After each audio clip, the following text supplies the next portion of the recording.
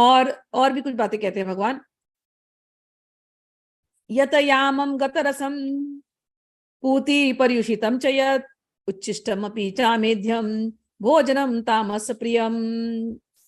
भगवान कहते हैं कि खाने से 3 घंटा पूर्व पकाया गया, स्वादहीन, वियोजित एवं सड़ा, जूठा तथा अस्पृश्य वस्तुओं से युक्त भोजन उन लोगों को प्रिय होता है जो तामसी होते हैं।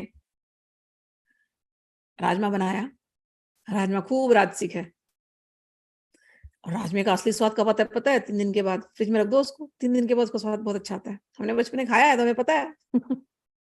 राजमा दूसरे दिन तीसरे दिन क्योंकि रस को सोख लेता है तो और अच्छा लगता है। गीता पढ़ा ना तो समझ में आया, अरे भगवान क्या राजसिक क्या तामसिक खाना खा रहे थे। जो खाना 3 घंटे से ऊपर हो गया है वो तामसिक हो जाता है नेचर में। बड़ा तकलीफ हुआ।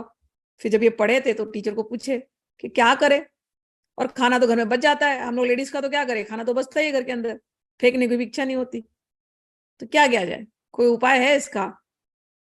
तो जो उपाय हमको बताया गया वो बता देती हूँ, फिर क्लास एंड करती हूँ।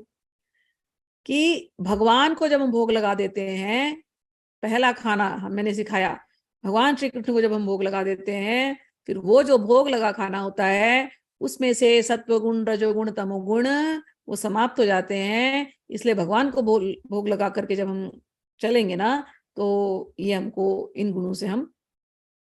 ऐसा इतना इफेक्ट नहीं करेंगे। इसलिए आप कभी कभी देखते हो भगवान का प्रसाद कहते हैं, अरे महीनों भी पुराना प्रसाद हो तो हम भगवान का प्रसाद ले लेते हैं।